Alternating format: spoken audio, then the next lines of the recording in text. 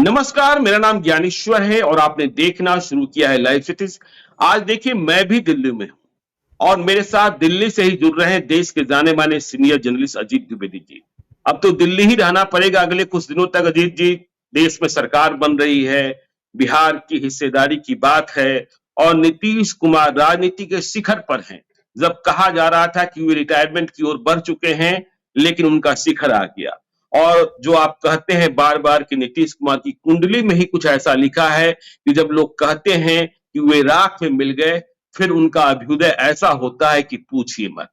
तो देखिए, बिहार के चुनावी नतीजों की हम लगातार समीक्षा कर रहे हैं। नतीजे कैसे आए, कैसे जीत मिली, कैसे हार हुई।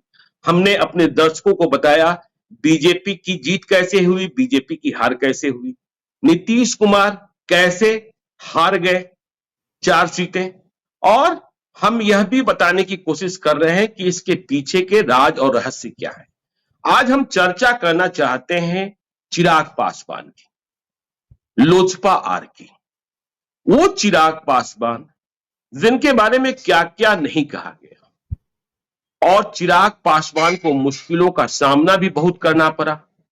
टिकट बंटवारे के पहले, या यूं कहें कि गठबंधन में सीटों को प्राप्त करने के पहले चाचा से लड़ाई, लेकिन बाद में चाचा किनारे किए।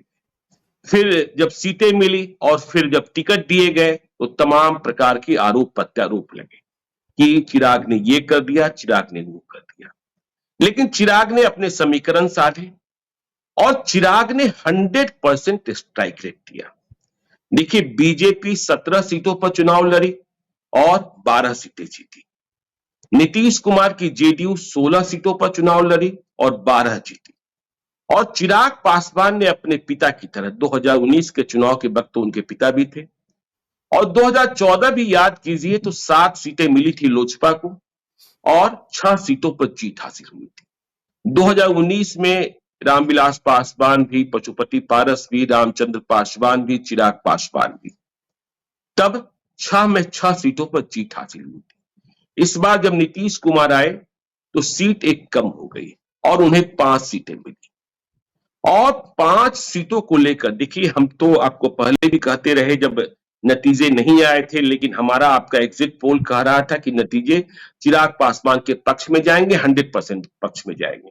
हाँ, वैशाली को लेकर थोड़ा कंफ्यूजन था, लेकिन लोग शर्तें लगा रहे थे चिराग पासवान ही हार रहे हैं, 200% हार रहे हैं, और जो तेजस्वी यादव के इर्द गिर्द रहने वाले लोग हैं वे भी शर्त लगा रहे हैं। और अब चिराग पासवान की जमा पूंजी ऐसी हो गई है कि यदि आप नायडू की बात करें, नीतीश की बात करें, एकनाथ शिंदे की बात करें, तो सबसे ज्यादा ताकतवर केंद्र में चिराग पासवान है। और वे एक नहीं 2 मंत्री पद मांग रहे हैं, एक कैबिनेट मिनिस्टर, एक राज्य मंत्री। शायद राज्य मंत्री न मिले, लेकिन बदले में कुछ और प्राप्त हो ही जाएगा।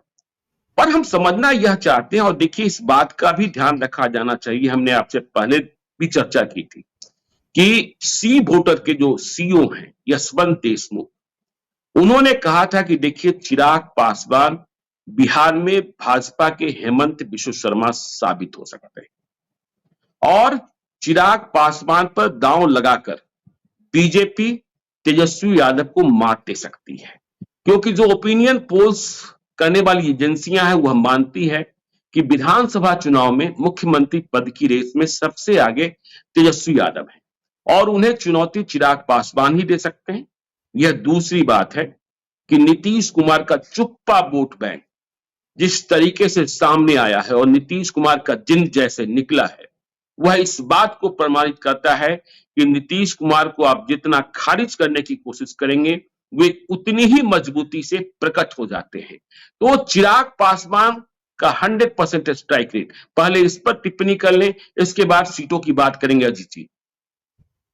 देखिए, वो चिराग पासवान के 100% स्ट्राइक रेट का जो सबसे बड़ा कारण है, और भी कई अलग अलग कारणों पर हम लोग चर्चा करेंगे, जो सबसे मुख्य कारण है वो ये था कि इस बार ये उम्मीद थी कि जीतेंगे, एनडीए जीतेगा, केंद्र में नरेंद्र मोदी की सरकार बनेगी और चिराग पासवान को बहुत बड़ा पद वहां मिलेगा, वो नरेंद्र मोदी के हनुमान है। तो जिन मतदाताओं को नरेंद्र मोदी को चुनाव जीतवाना था जी उनके लिए सबसे महत्वपूर्ण ये था, उनके लिए ये बहुत आसान था चुनना कि चिराग पासवान को तो जिताना ही है, उनकी पार्टी को तो जिताना ही है, क्योंकि ये नरेंद्र मोदी के अनुमान है। देखिए, जी विधानसभा चुनाव का बिल्कुल ही डिफरेंट पर्सपेक्टिव था। वहां चुनाव न नरेंद्र मोदी लड़ रहे थे और न चिराग पासवान को सीएम बनना था, वहां न कुछ चिराग पासवान को मंत्री बनना था। सीधी लड़ाई बिल्कुल उन्होंने छेड़ दी थी नीतीश कुमार के खिलाफ। तो वहां तो फेल होना वो तो तय था कि फेल हो जाएंगे। हालांकि एक जी मकसद तो उनका तभी कामयाब हुआ था। इस बार कोई कारण नहीं था। इस बार एक मैसेज था कि वो नरेंद्र मोदी के हनुमान है और ये चुनाव नरेंद्र मोदी के लिए हो रहा है। तो सबसे जी पहला जो फैक्टर हमको लग रहा है वो ये फैक्टर उनके फेवर में काम कर रहा था कि नरेंद्र मोदी को चुनना है तो चिराग पासवान को चुनना है। दूसरा फैक्टर ये काम कर रहा था कि नीतीश कुमार के साथ जो दूरियां थी वो दूरियां उन्होंने कम की थी। चुनाव जी के पहले भी दोनों मिले थे जाकर के, और एक ये मैसेज हो गया था कि बीच में नरेंद्र मोदी आ गए हैं तो अब दोनों पक्षों में कोई दूरी नहीं है। हालांकि इसके बावजूद बिल्कुल पूरे चुनाव में ये सुनने को मिला कि चिराग पासवान के लोग जेडीयू के साथ धोखा कर रहे हैं और नीतीश कुमार के लोग चिराग पासवान के साथ धोखा कर रहे हैं, भीतरघात हो रहा है, वोट नहीं पड़ रहा है। लेकिन ये सारी जी आशंकाएं देखिए गलत साबित हो गई। लोगों ने, जो चिराग पासवान का वोटर था वो पूरी तरह से नीतीश कुमार के साथ गया, और नीतीश कुमार का लोग भी, उनके मतदाताओं ने भी चिराग पासवान और उनकी पार्टी के जो उम्मीदवार थे उन सबके पक्ष में वोट किया। और इसकी मिसाल खगड़िया है, जब हम लोग आगे बात करेंगे तो वो चीज आएगी उसमें। एक फैक्टर ये रहा कि नीतीश कुमार ने एक अपने, माफ करिएगा, चिराग पासवान ने अपनी एक ब्रांडिंग जो है वो युवा बिहारी की है, और उन्होंने बिहार फर्स्ट किया हुआ है कि हम या जी हमारी पार्टी नहीं, बिहार पहले है। और बिहार के विकास के लिए, अभी भी जीत के आने के बाद उन्होंने ये बात कही है कि बिहार के विकास के लिए और बिहार को विकास की ऊंचाई पर ले जाने के लिए काम करना है। तो ये फैक्टर बिल्कुल उनके लिए काम कर रहा था। बिहार के लड़के लड़कियां, जो नौजवान है, जो 18-20 साल से लेकर के 30 साल तक की उम्र के जो लोग हैं, उनके अंदर में एक उम्मीद जगाई हुई है चिराग पासवान ने। एक मैसेज दिया हुआ है कि लोगों ने ये समझा हुआ है कि चिराग पासवान का एक एक्सपोजर है, आउटलुक है, उनको दिल्ली, बॉम्बे और देश में लोग जानते हैं और वो कुछ बिहार के लिए अच्छा कर सकते हैं। तो ये उनके प्रति अच्छा, दोनों विकल्पों को लेकर के जो बात होती है, जो प्रशांत किशोर हमेशा कहते रहते हैं कि दोनों विकल्प खराब है, ठीक नहीं है, तो उससे भी कि तीसरा विकल्प कौन होगा, तो एक विकल्प के तौर पर लोग चिराग पासवान को देख रहे हैं। बिल्कुल अपनी बिल्कुल चौथी बात, ये हम अभी देख रहे थे, एक सोशल मीडिया में किसी अच्छे जर्नलिस्ट ने एक पोल कराया था कि सीएम का सबसे अच्छा दावेदार कौन बिहार में। एक जी रैंडम पोल था, ट्विटर पर एक पोल चल रहा था, और हमने देखा कि उसमें नीतीश कुमार और सम्राट चौधरी या बीजेपी के नित्यानंद राय या जितने भी बीजेपी के लोग थे, मतलब जेडीयू जी बीजेपी दोनों के लोग पिछड़ रहे थे, और वोटिंग चल रही थी चिराग पासवान और तेजस्वी यादव के बीच में। कंपटीशन बिल्कुल तेजस्वी बिल्कुल यादव और बिल्कुल चिराग पासवान के बीच चल रहा था। बिल्कुल तो इसका ये मतलब है कि जो दो विकल्प लोग पिछले 20 साल से आजमा रहे हैं, या 30 साल, यूं कहें कि 30 साल से जो विकल्प आजमा रहे हैं, 30-34 साल से, 90 से लेकर के, वो तो आरजेडी था, और उसके बाद जेडीयू, समता पार्टी और नीतीश कुमार आए। लालू यादव परिवार या नीतीश कुमार, यही आजमा रहे हैं विकल्प 34 साल से। जी तो इसके इतर भी लोग विकल्प खोज रहे हैं, और बीजेपी इसमें साझेदार रही है हमेशा नीतीश कुमार के साथ सरकार में। तो एक नया जी विकल्प खोज रहे हैं, उस विकल्प में तेजस्वी भी है और उस विकल्प में चिराग पासवान भी है। तो ये एक फैक्टर भी उनके पक्ष में गया कि चिराग पासवान को जब नौजवान एक बिहार के विकल्प, एक भविष्य के रूप में देख रहा है, तो उनके जी उम्मीदवारों को कैसे वोट नहीं दे। फिर एक पांचवा कारण यह था कि उनका जो सामाजिक समीकरण था 5 सीट चुनने का, जिस पर एक पासिंग रेफरेंस में हम लोगों ने बात भी किया था कि उन्होंने एक समीकरण बनाया। देखिए, लालू यादव के पार्टी का हेविली जो है रुझान था यादव की तरफ, नीतीश कुमार का बहुत हेविली रुझान था अत्यंत पिछड़ा की तरफ, बीजेपी का बहुत हेविली आप देखिए कि इंक्लाइनेशन था फॉरवर्ड्स की तरफ। उसके मुकाबले एक बेहतर संतुलन चिराग पासवान की पार्टी में दिखा कि पासवान भी अगर दो हैं तो एक अन्य दलित भी है जिसका एक बैकग्राउंड फॉरवर्ड का भी है, एक वैश्य समाज का भी है, एक राजपूत समाज का भी है, 2 महिलाएं भी हैं। आप देखिए, सोचिए, बीजेपी ने एक भी महिला नहीं थी, नीतीश को उनके चिराग पासवान के यहाँ से 2 महिला कैंडिडेट लड़ रही थी। तो ये बैलेंस जो होता है कि आप जो चुनाव मतदाता है उनको आपने एक बुके दिया है, एक गुलदस्ता दिया है जिसमें हर किस्म के फूल है। उसमें एक यंग लड़की भी है, एक अनुभवी महिला सांसद भी है, और आप खुद भी चिराग पासवान है, एक वैश्य समाज का है। तो उनका ये बुके लोगों को पसंद आया कि भाई ये एक बैलेंस बनाया, असली A to Z तो इनके यहाँ दिख रहा है। तो वो एक फैक्टर रहा काम करने का। चिराग पासवान ने जो पदयात्राएं की हैं, पूरे प्रदेश में पदयात्रा या गाड़ियों से जो यात्रा की है, उन्होंने जो कनेक्ट किया है, गांव गांव जो घूमे हैं, उसका एक अभी उनको रिडीम करना था, अभी उसका फायदा उनको लेना था। इसके पहले तो वो चुनाव के बाद जो जिस तरह से घूम रहे थे, तो अब जाकर के पहली बार मौका आया तो लोगों ने उनको रिपे किया। नहीं, मुझे यह भी समझ में आता है अजीत जी, मुझे यह भी समझ में आता है कि देखिए रामविलास पासवान के साथ ही एक जमा पूंजी थी और उस जमा पूंजी को चिराग पासवान ने ग्रहण कर लिया है कि रामविलास पासवान के साथ किसी भी जाति को कनेक्ट होने में कोई परेशानी नहीं थी, बिल्कुल, क्योंकि वे घनघोर जातिवादी नहीं थे। उनके साथ संबंध भी कनेक्ट हो जाते थे, उनके साथ पिछड़े भी कनेक्ट हो जाते थे। वोट कितना मिलेगा नहीं मिलेगा यह दूसरी बात है, लेकिन लोग ये मानते थे कि वे घनघोर जातिवादी नहीं है। जैसे लालू यादव को यादव ही पसंद है, नीतीश कुमार को कोई खास पसंद है, लेकिन रामविलास पासवान के इर्द गिर्द जो लोग रहते थे, और आज भी आप देखें चिराग पासवान के भी जो इर्द गिर्द है उनमें सभी जातियों का समावेश है। और आपने बिल्कुल ठीक कहा कि जिस तरीके से टिकटों का बंटवारा किया कि उन्हें 5 सीटें मिली, 6ठी सीट नवादा नहीं मिल पाई। अब चिराग पासवान के समक्ष यह बड़ी चुनौती थी कि जो भूमिहार हमारे साथ रहे, हमारे पिता के साथ रहे हैं, हम उन्हें कैसे एडजस्ट करें। तो देखिए क्या शानदार फार्मूला निकाला सांभवी चौधरी। उन्होंने यह आरोप, इस आरोप से भी मुक्ति पाली कि लोजपा का मतलब सिर्फ पासवान है। लोजपा का दलितों में विस्तार हो गया और सांभवी चौधरी के पति सायन कुणाल जाति से भूमिहार, और वह भी ऐसे वैसे भूमिहार नहीं, किशोर कुणाल के बेटे और सांभवी किशोर कुणाल की बहू, किशोर कुणाल जिन्हें अभिभावक माना जाता है, और ऐसे लोगों में है जिन्होंने बिहार को, पटना को कुछ दिया है, लिया नहीं है। ऐसे लोग बिरले ही होते हैं। तो इसका भी विस्तार कर लिया और चिराग पासवान की जमा पूंजी बढ़ गई कि, और फिर देखिए भाजपा के भी काम कैसे आए। भाजपा के उम्मीदवारों की घोषणा हो चुकी थी, जेडीयू के उम्मीदवारों की घोषणा हो चुकी थी, और इसके बाद बात समझ में आई कि वैश्यों में नाराजगी है। इसके बाद बीजेपी को यह समझ में बात आई कि महिलाओं को तो टिकट हमने दिया ही नहीं, तो चिराग ने 2 महिलाओं को टिकट दे दिया। बीजेपी ने सलाह दी कि किसी वैश्य को लड़ाना बहुत आवश्यक है, तो वे भागलपुर से अपने मित्र को ले आए, खगड़िया राजेश वर्मा, जिनके बारे में तमाम तरीके की बातें हुई। लेकिन जब नतीजों पर हम आते हैं, और यदि आप देखें, यदि आप वैशाली की बात छोड़ दें, तो सभी लोकसभा क्षेत्रों में जो चिराग पासवान के खाते की लोकसभा सीटें थी, वहां शानदार जीत मिली है। हाजीपुर, जहां कहा जा रहा था कि चिराग पासवान चुनाव हारेंगे, 1,70,105 मतों से चुनाव जीते।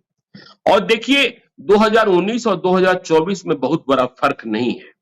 2019 में पशुपति पारस 2,05,449 मतों से चुनाव जीते थे। और जब इतनी बड़ी चुनौती थी, इतना सामाजिक समीकरण गढ़ा था तेजस्वी यादव ने, अब देखिए समस्तीपुर, किसी को यकीन हो रहा था क्या कि सांभवी चौधरी 1,87,251 मतों से चुनाव जीतेगी? हाँ, प्रिंस राज के उपचुनाव को हम याद करते हैं, वह 1,02,090 मतों से चुनाव जीते थे। उनके पिता, यह दूसरी बात है, रामचंद्र पासवान 2,51,000 मतों से जीते थे। खगड़िया, जहां लोग कह रहे थे कि नहीं लाले लाल हो गया, जब हम लोग एग्जिट पोल भी कर रहे थे तो कितना नजदीकी मुकाबला दिख रहा था, लेकिन जो आखिरी समय में हम लोगों ने अतिरिक्त सैंपल्स मंगवाए उसमें हुआ कि नहीं, वो चुनाव राजेश वर्मा ही जीत रहे हैं। तो 1,61,131 मतों से। जमुई 1,12,482 मतों से, और वैशाली में बीना देवी 89,634 मतों से। मतलब इनके उम्मीदवार बिल्कुल स्पष्ट जीत की ओर बढ़ रहे थे, जबकि हमने देखा कि बीजेपी और जेडीयू के कई उम्मीदवार बहुत नजदीकी मुकाबले में फंसे हुए थे। आपने देखा ही कि कैसे जीते लवली आनंद, कैसे जीती, कैसे जीते देवेश चंद्र ठाकुर, और कैसे जीते नित्यानंद राय, कैसे जीते गिरिराज सिंह। तो ये जमा पूंजी चिराग पासवान ने हासिल कर ली है।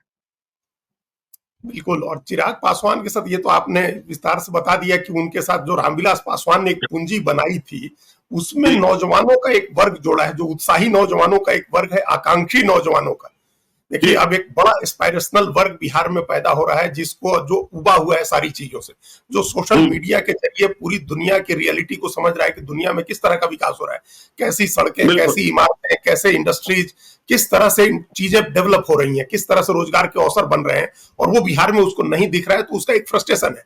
उसमें एक उम्मीद की किरण चिराग पासवान है, और इसकी वजह से वो उनके साथ जुड़ रहा है, ये इसमें कोई संदेह नहीं है। तो अपने पिता की पूंजी में, जो उनके पिता की विनम्रता, जो सद्भाव, तमाम पार्टियों को जोड़ने की जो उनकी क्षमता थी, उसको इन्होंने विस्तार दिया है चिराग पासवान ने, और एक विस्तार ऐसा है जिसमें वो वर्ग जुड़ा है जो सबसे आकांक्षी वर्ग है, जिसके दम पर नरेंद्र मोदी भी लगातार तीन बार से चुनाव जीत रहे हैं। वो यूथ का वर्ग, वो उनके साथ जुड़ा है, और उनके साथ इस बार संयोग से कहिए या उनके प्रयास से कहिए, ऐसा समीकरण बना जिसकी अभी आप चर्चा कर रहे थे।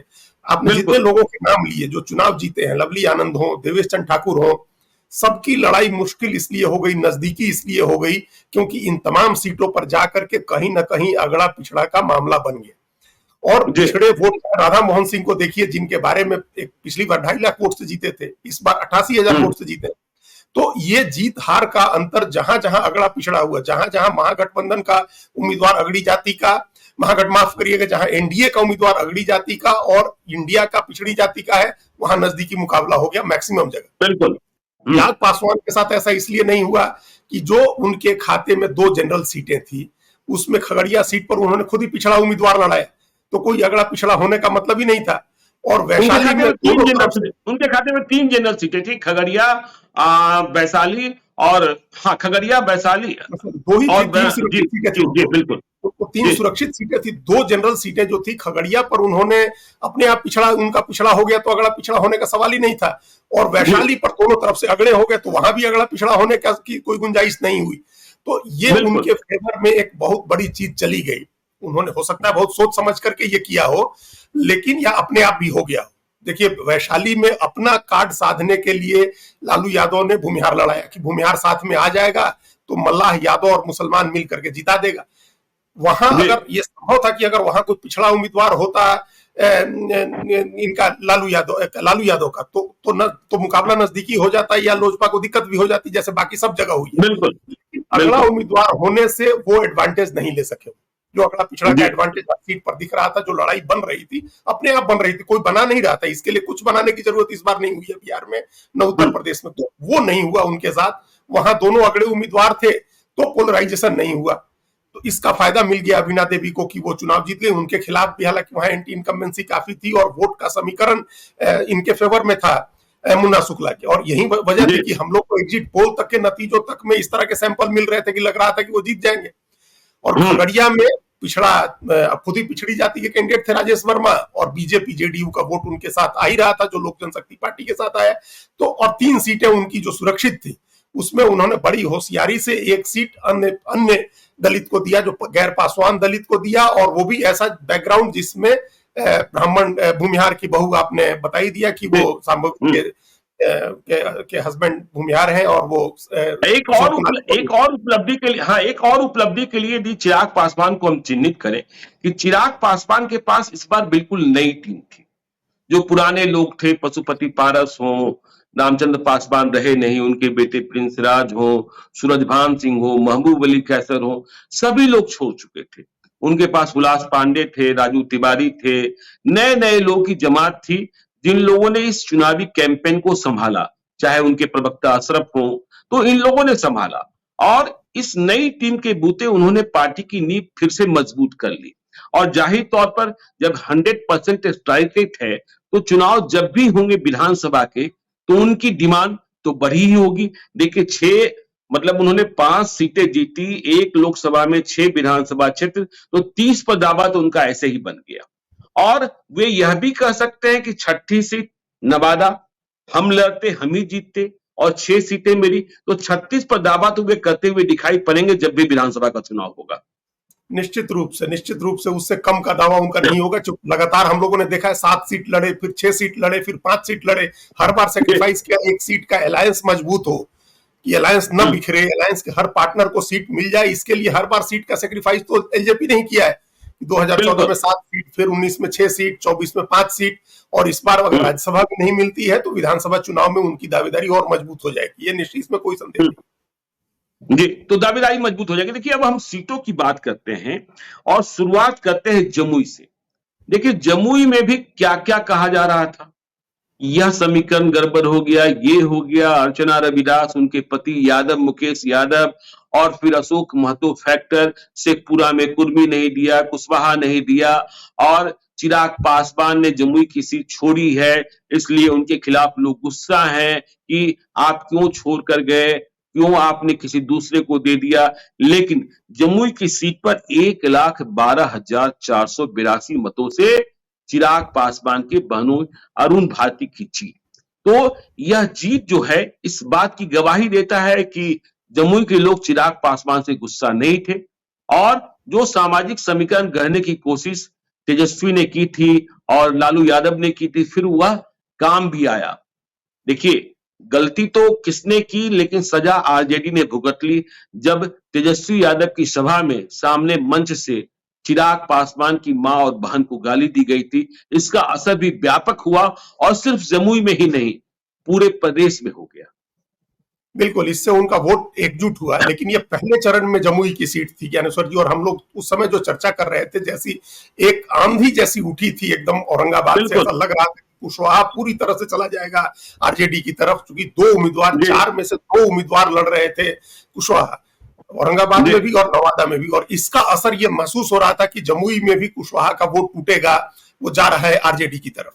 और मुकेश यादव का अपना प्रबंधन था, यादव और मुस्लिम पूरी तरह से साथ थे, और दूसरा जो रविदास जाति के, तो एक तरह से ये माहौल भी था कि गैर पासवान जितने हैं वो सब जाएंगे अर्चना रविदास के साथ। पासवान भी जा सकते हैं, क्योंकि उसी गया का एक असर भी उस समय एक महसूस किया जा रहा था कि गया चूंकि पासवान कैंडिडेट लड़ाया हुआ है, तो उसका भी असर वहां जमुई में होगा, गए पासवान भी देंगे, जो लोग चिराग पासवान से नाराज हैं उनका भी वोट चला जाएगा। तो एक बड़ा नजदीकी मुकाबला दिख रहा था जमुई में। लेकिन वो एक तरह से, एक जो हम लोग हमेशा बात करते रहे कि जेडीयू का जो बेस वोट है, जो आधार वोट है जेडीयू का और बीजेपी का, वो बहुत बड़ा है। उसमें से अगर कुछ डेंट भी होता है, कुछ टूट भी जाता है, तो वो फिर भी बहुत ज्यादा रहेगा। 60% के करीब वोट है अगर इन तीनों पार्टियों का मिला दें तो, जेडीयू, बीजेपी और लोजपा का। तो उसमें से कुछ डेंट जरूर हुआ। तभी आप देखिए कि वोट का अंतर, ये जब चिराग पासवान दूसरी बार जीते थे तो 2.5 लाख के करीब वोट से या उससे ज्यादा वोट से जीते थे, 2,41,49 मतों से, वही 2.5 लाख के करीब वोट से जीते थे। और वो वोट का अंतर इसलिए भी कम हुआ क्योंकि इस बार आरजेडी ने भी अपना एक सामाजिक समीकरण का प्रयोग, अच्छा प्रयोग किया था, और वो वोट उनके साथ रहा था। तो इसकी वजह से, इसके बावजूद ये हम लोगों को पहले दिन से दिख रहा था कि जमुई सीट पर लड़ाई तो हुई है, लेकिन वो सीट चली जाएगी, क्योंकि सामाजिक आधार बहुत बड़ा है। और जो कैंडिडेट आपने दिया, उनको आरजेडी की तरफ से बहुत तैयारी का समय या बहुत एकजुट होकर के लड़ने का समय, संगठन पर काम करने का बहुत समय नहीं मिल पाया था। ये भी एक फैक्टर रहा, जबकि लोक जनशक्ति पार्टी का एक वेल आइल्ड मशीनरी वहां ऑलरेडी काम कर रही थी। 2 बार से चिराग पासवान जीते थे, उन्होंने कुछ काम किए थे, कुछ वादे किए थे, और ये मैसेज था कि इस बार चिराग पासवान केंद्र में बड़े मंत्री बनेंगे तो जमुई का भी भला होगा, उनके बहनोई लड़ रहे हैं यहाँ से। तो ये फैक्टर उनके फेवर में गया और वो चुनाव जीत गए। चलिए, तो देखिए, हम खगड़िया की बात करें, खगड़िया में राजेश वर्मा कैसे जीते।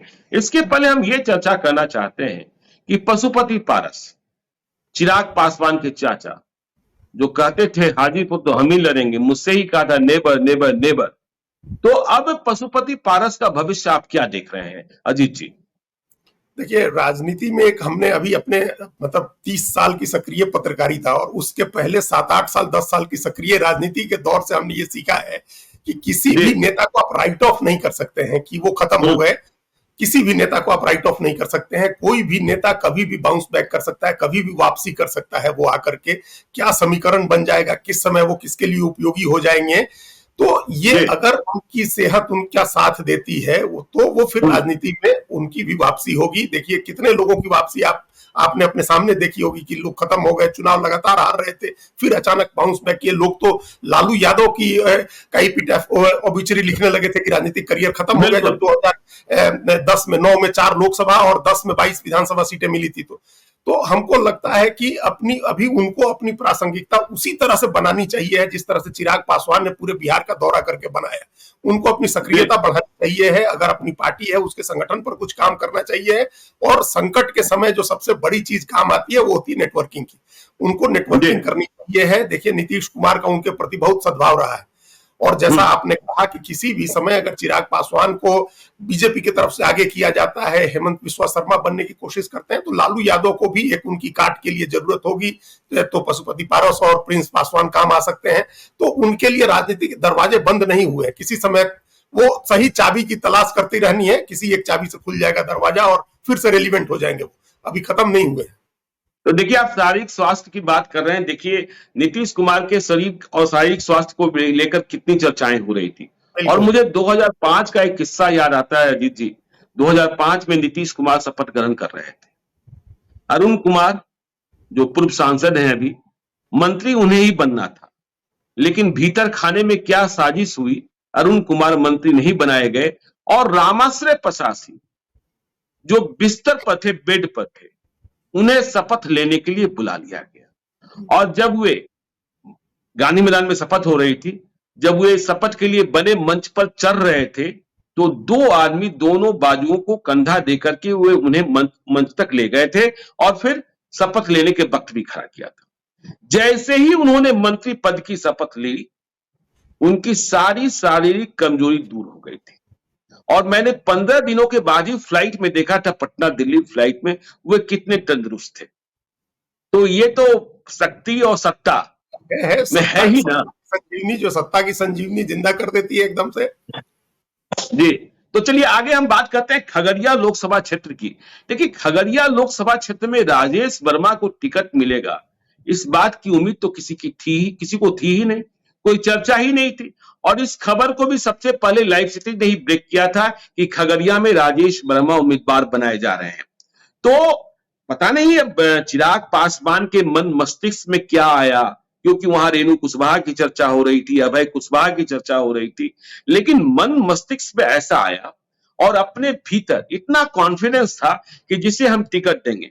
तो राजेश वर्मा, आप याद कीजिए चिराग पासवान के कितने करीब हैं कि 2020 में कुछ ही सीटों पर चिराग पासवान विधानसभा चुनाव के वक्त बीजेपी के खिलाफ भी लड़े, और इसमें एक सीट भागलपुर की सीट भी थी, जहां चिराग पासवान ने राजेश वर्मा को, जो तब डिप्टी मेयर थे, उन्हें प्रत्याशी बनाया था भाजपा के खिलाफ, अच्छा वोट लाए थे। लेकिन हाँ, इसके बाद राजेश वर्मा थोड़े से शांत हो गए थे, लेकिन चिराग पासवान ने रिश्तों को निभाया, और जब राजेश वर्मा को उम्मीदवार बनाया गया तो ऐसा लगने लगा कि खगड़िया में बाहरी भीतरी की लड़ाई है, और इस तरीके से राजेश वर्मा रेस से बाहर हो जाएंगे।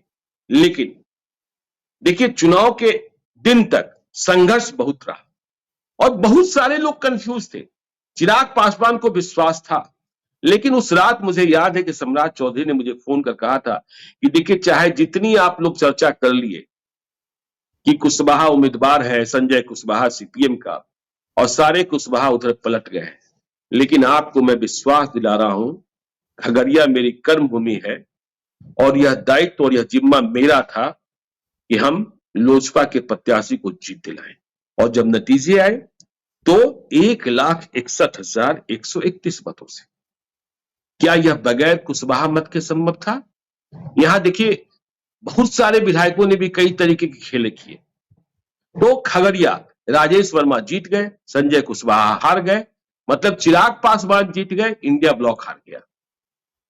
देखिए, ये चिराग पासवान की अपनी समझदारी भी थी, क्योंकि कुशवाहा वोट को लेकर के उनको एक भरोसा रहा होगा कि ये सीट रही है सम्राट चौधरी की, उनके पिता की, तो यहाँ वो किसी न किसी तरह से कुशवाहा वोट तो दिलवाएंगे, वो वोट तो हमको आएगा ही। बिल्कुल। और अगर कुशवाहा कैंडिडेट जीते भी हैं तो दो कुशवाहा उम्मीदवारों के बीच में तो वो वोट बंटना है, और वैश्य की नाराजगी ऐसा ना हो कि भारी पड़ जाए।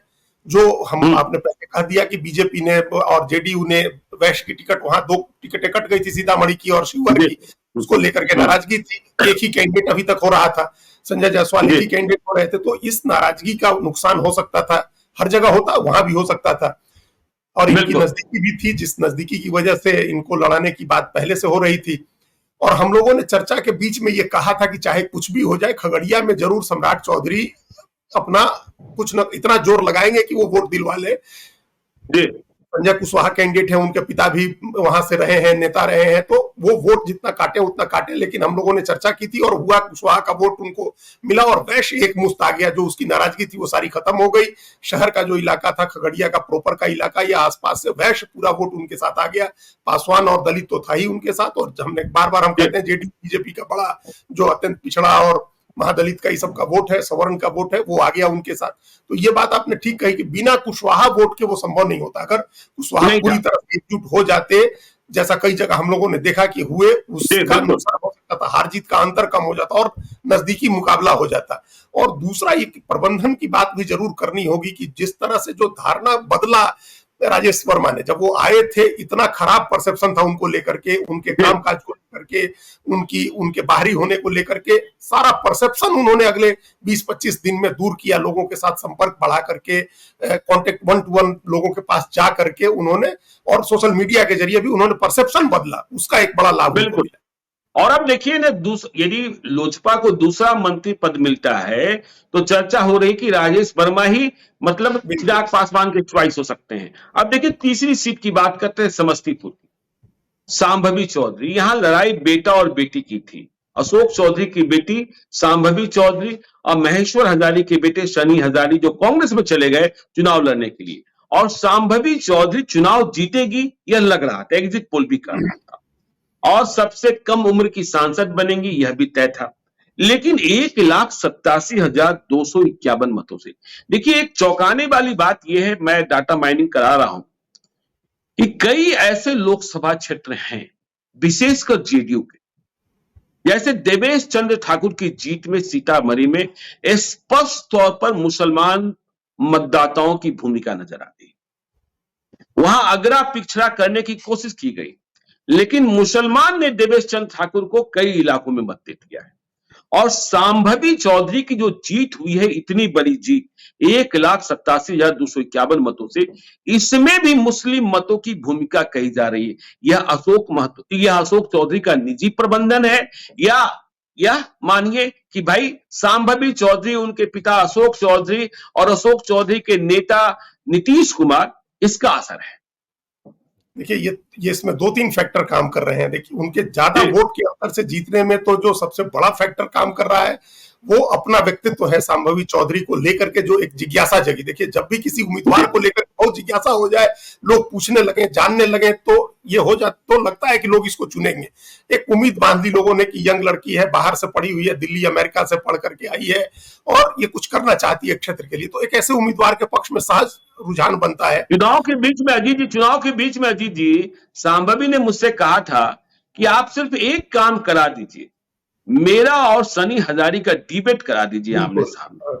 हाँ, मुझे हारना होगा, हार जाऊंगी, मुझे जीतना होगा, जीत जाऊंगी, लेकिन मुझसे डिबेट कर ले सनी हजारी खुले मंच पर कि वे क्या कह सकते हैं, वे क्या कर सकते हैं और मेरा विजन क्या है। इतना कॉन्फिडेंस इस कम उम्र की लड़की में हमने देखा था।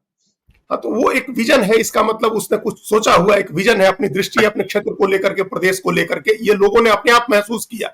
तो एक तो उसकी वजह से पहले दिन मोमेंटम सांभवी चौधरी के पक्ष में हो गया। दूसरा, जो हम बार बार कहते हैं आपके साथ चर्चा में कि महेश्वर हजारी 2 नावों की सवारी कर रहे थे, ऐसी दुविधा लोगों को पसंद नहीं है कि आप इधर भी रहे उधर भी रहे, आप खुल करके खेलिए। वो नहीं हुआ, खुल करके खेल नहीं हुआ। तीसरा, जो कहा जा रहा था कि पासवान का वोट टूट रहा है तो अन्य पिछड़ी जात, अन्य दलित का टूट रहा है, वो कुछ ऐसा नहीं हुआ। पासवान पूरी तरह से चिराग पासवान के नाम पर उनके साथ रहा, और तब ये जो फैक्टर है फॉरवर्ड पूरी तरह से साथ में आए, और तब ये मुस्लिम वाला फैक्टर है, इसको और बारीकी से एनालाइज करने की जरूरत है।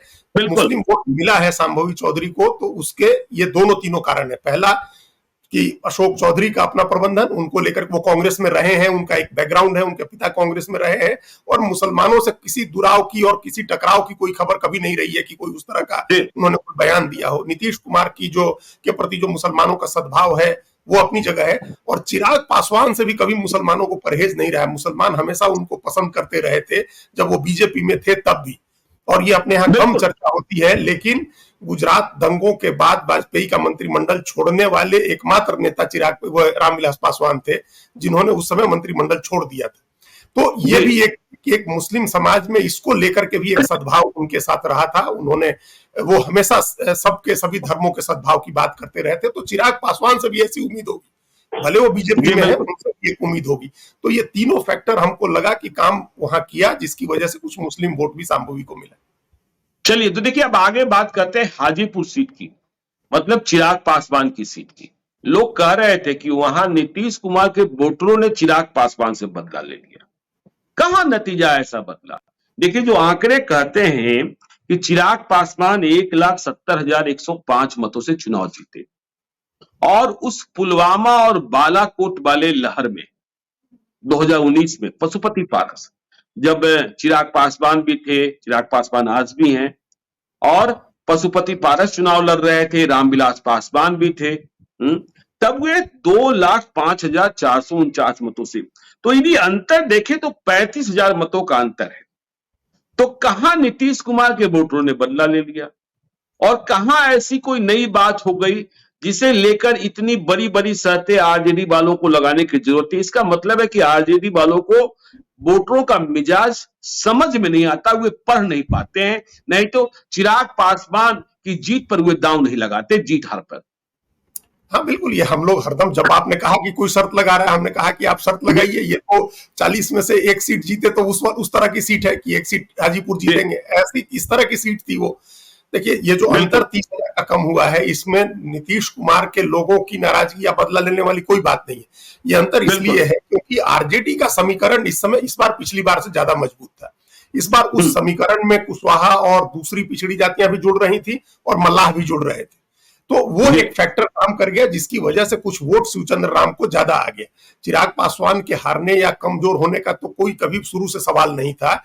और ये जो आरजेडी का आपने कहा कि ग्राउंड कनेक्ट नहीं है, वो इस भरोसे में थे कि हम पूरा गैर पासवान दलित हमारे साथ आ रहा है, यादव मुसलमान आ रहा है और मल्लाह जुड़ रहा है, तो शिवचंद्र राम जीत रहे हैं। बैठे बैठे ड्राइंग बोर्ड पर जो डाटा का काम करने वाली जो टीम है, कई बार उनका टीम का काम अच्छा है, तेजस्वी यादव की टीम का काम अच्छा है, लेकिन कई बार ऐसा लगता है कि आप सीधे कंप्यूटर के स्क्रीन पर बैठ करके और चुनाव हरा जितवा रहे हैं। चुनाव कभी भी वहां नहीं लड़ा जाता है, चुनाव तो हमेशा जमीन पर लड़ा जाता है। तो जमीन पर आपने नहीं देखा, आप एक डाटा के आधार पर इस भरोसे में रहे कि हम चुनाव जीत जाएंगे या चिराग पासवान को हरा देंगे। देखिए, पिछली बार रामविलास पासवान स्वयं थे और उन्होंने अपना उत्तराधिकारी चुना था पशुपति पारस को, और अपने उत्तराधिकारी के तौर पर उनको लड़ा रहे थे। तब 2,05,000 वोट आया और आज 2,05,000 वोट से वो जीते, और आज 1,70,000 वोट ज्यादा वोट से जीते हैं चिराग पासवान। तो ये उससे बराबर की या उससे बड़ी जीत है। ये कोई इसमें नुकसान नहीं हुआ वोट का, अपना वोट इंटैक्ट रहा है उनका। थोड़े से नए वोट जुड़े आरजेडी की तरफ से, जिसकी वजह से ये अंतर थोड़ा कम। तो चलिए देखिए, आखिरी सीट की बात करते हैं, चिराग पासवान की वैशाली की सीट। देखिए, वैशाली में बीना देवी ने 2019 में रघुवंश प्रसाद सिंह ब्रह्म बाबा को 2,34,534 मतों से चुनाव हरा दिया था।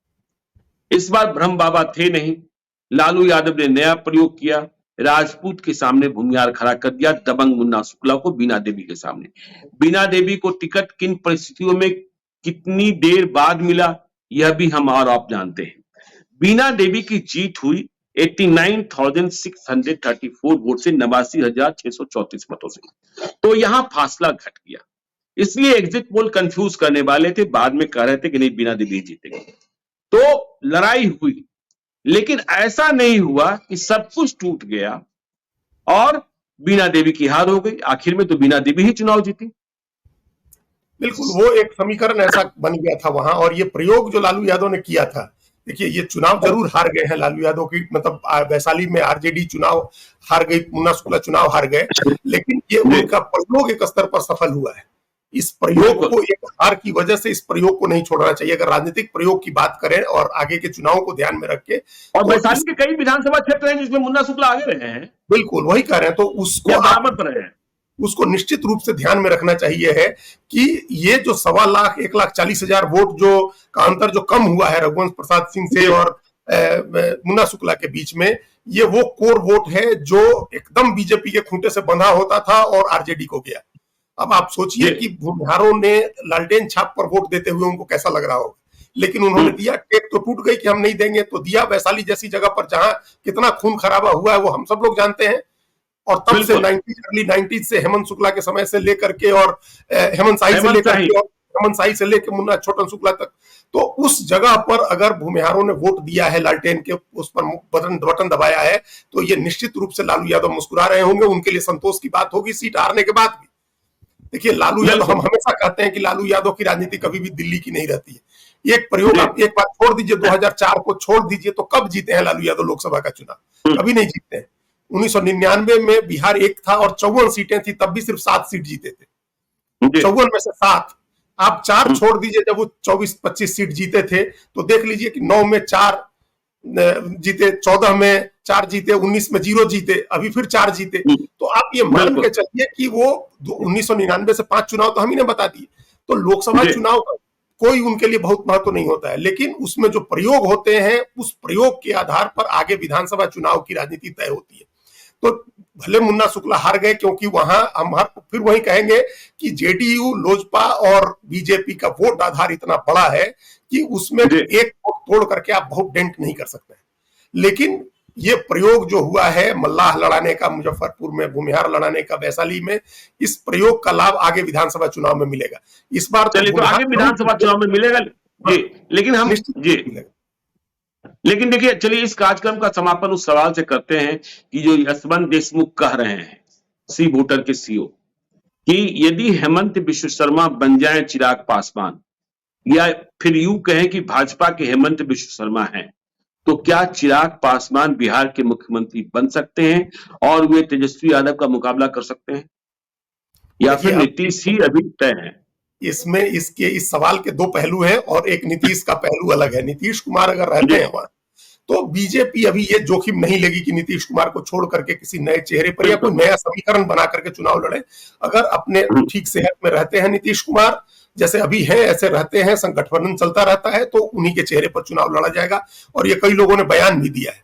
लेकिन हेमंत बिस्वा शर्मा से ज्यादा पहले तो 2 मॉडल है, एक नाथ शिंदे का भी मॉडल है। तो एकनाथ शिंदे का मॉडल होगा, हेमंत बिस्वा शर्मा तो तब होगा जब चिराग पासवान अपनी पार्टी मर्ज कर दे बीजेपी में। अपनी जो 1977 में अटल बिहारी वाजपेयी ने कहा था कि हमने अपनी नौका जला दी और जनता पार्टी के जहाज पर चढ़ गए, तो जो अपनी छोटी सी नाव बनाई है चिराग पासवान ने, अगर उस नाव को डुबो दें और बीजेपी के का कमल थाम ले, तो संभव है कि हेमंत बिस्वा शर्मा का हो जाए, तब बीजेपी जीते तो उनको सीएम बना दे, ये संभव है। लेकिन अगर वो अपनी नाव नहीं जलाते हैं और वो लोक जनशक्ति पार्टी रामविलास चलाते रहते हैं, या ये होता है कि दोनों लोक जनशक्ति पार्टी का विलय हो जाए और नाम फिर वापस उनको पुराना चुनाव चिन्ह मिल जाए और चुनाव में उनको इतनी सीटें मिले कि आगे की राजनीति को ध्यान में रख के बीजेपी उनको सीएम बना दे, तो तब वो संभव है कि वो सीएम बनेंगे एकनाथ शिंदे टाइप से, और हेमंत बिस्वा शर्मा होने के लिए उनको उसमें जाना होगा। लेकिन एक सवाल इस बात को हमेशा ध्यान में रखना चाहिए है कि बीजेपी अभी की स्थिति में, मजबूरी हो जाए तो अलग चीज है, बीजेपी अब कोई नया प्रयोग करने के मूड में नहीं है कि कोई नीतीश कुमार हम पैदा करें और उसके पीछे पीछे चले हैं। तो अभी बीजेपी उस प्रयोग के मूड में नहीं है। जब नीतीश कुमार हटेंगे सीन से, तो बीजेपी अपना सीएम बना करके और अपनी राजनीति मेन मुख्य प्लेयर के तौर पर अपनी राजनीति करने की कोशिश करेगी। मजबूरी हो जाए तो अलग बात है, लेकिन अगर मजबूरी नहीं होती है तो बीजेपी, अब देखिए हर जगह बीजेपी जो इस तरह के एलाई पार्टनर है उनको एक एक करके किनारे कर रही है या निपटा रही है और अपनी ताकत बढ़ा रही है बीजेपी। तो बिहार में तो बीजेपी को अपना मुख्यमंत्री बनाना ड्रीम है ज्ञानेश्वर जी बीजेपी का। आज तक बिहार एकमात्र राज्य है जहां बीजेपी का मुख्यमंत्री नहीं बना है समूचे हिंदी प्रदेश में। तो ये उसकी एक आकांक्षा है, उसके लिए बीजेपी कोशिश करेगी। मजबूरी आ जाए तो अलग बात है। चलिए, तो देखिए ड्रीम तो है कि बिहार में बीजेपी का सीएम बने, लेकिन जब तक नीतीश कुमार सीन में है और जब तक उनकी सेहत अच्छी है, यह संभव नहीं है। अब तो सम्राट चौधरी और विजय कुमार सिन्हा भी कहने लगे हैं कि 2025 का चुनाव, विधानसभा चुनाव नीतीश कुमार के नेतृत्व में ही लड़ा जाएगा। तो देखिए, हम बिहार की चर्चा आगे भी जारी रखेंगे अजीत द्विवेदी जी के साथ। आप देखते रहिए लाइव सिटीज को। यदि अब तक आपने हमारे यूट्यूब चैनल लाइव सिटी को सब्सक्राइब नहीं किया है तो जरूर कर लीजिएगा, और यदि इस वीडियो को आप फेसबुक पेज के माध्यम से पेज को लाइक कीजिएगा, ट्विटर पर भी हमें फॉलो कीजिए। धन्यवाद।